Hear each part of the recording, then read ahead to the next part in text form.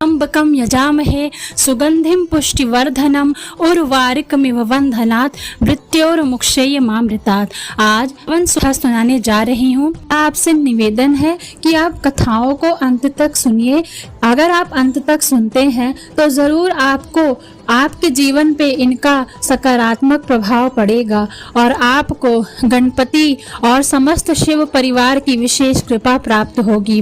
कृपया करके कथाओं को अंत तक सुनिए। जैसा कि आपने सुना होगा, बहुत सारे कथावाचक भी बोलते हैं कि कथाओं को अंत तक ज़रूर सुनना चाहिए, किसी भी चीज़ को बीच में अधूरा नहीं छोड़ना चाहिए। तो आपसे निवेदन है कि आप कथा को अंत तक ज़रूर सुनिए।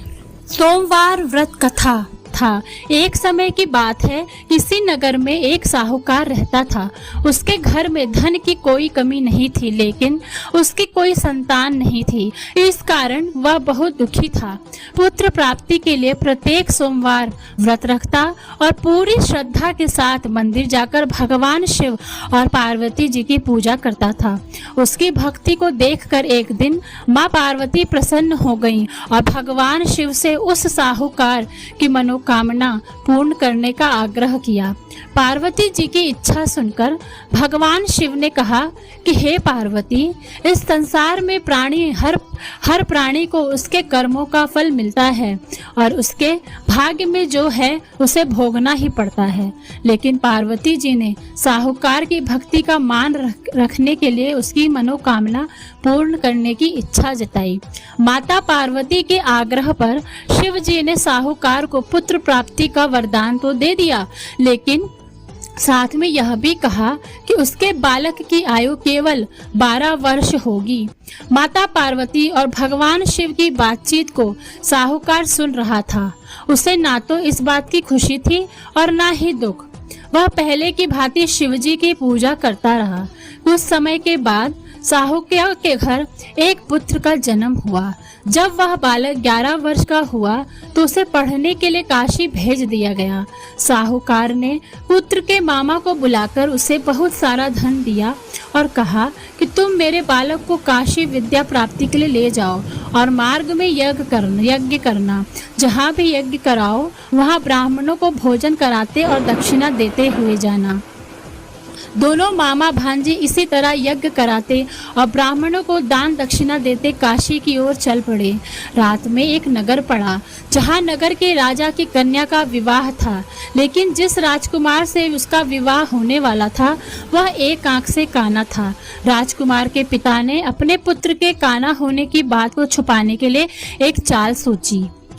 साहूकार के पुत्र को देखकर उसके मन में एक विचार आया। उसने सोचा, क्यों ना लड़के को दुल्हा बनाकर राजकुमारी से विवाह करा दूं।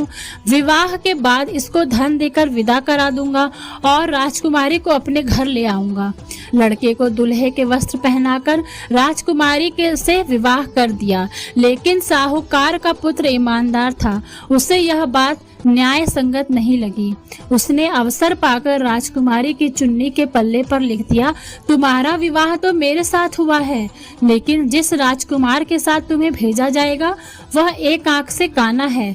मैं तो काशी पढ़ने जा रहा हूँ।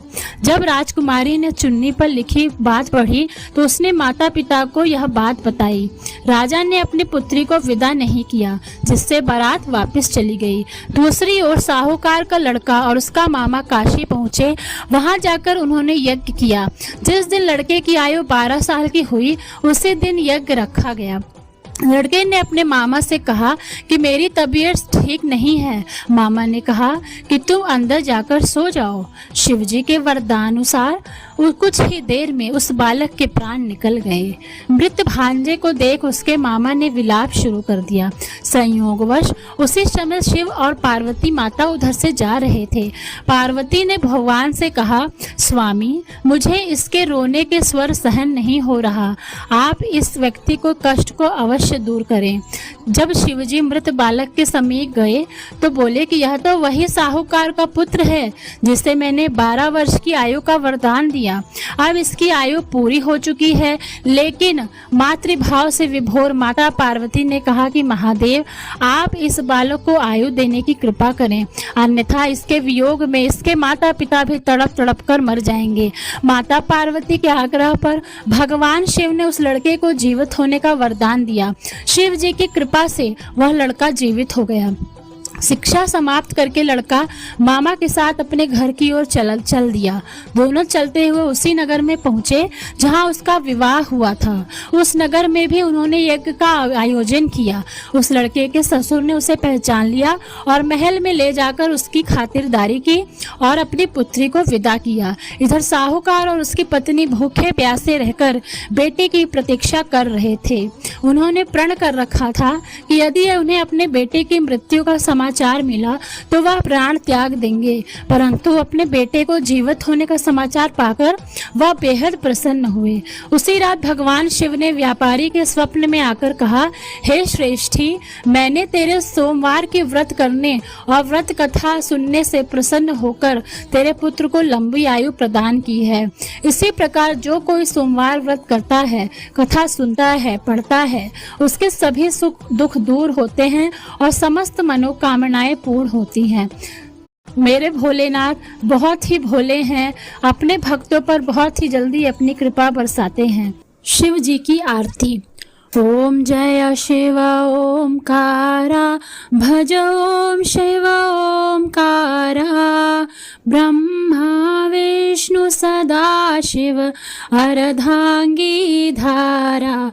ओम जय शिव ओमकारा, एकानन चतुरानन पंचानन राजे, भोले पंचानन राजे।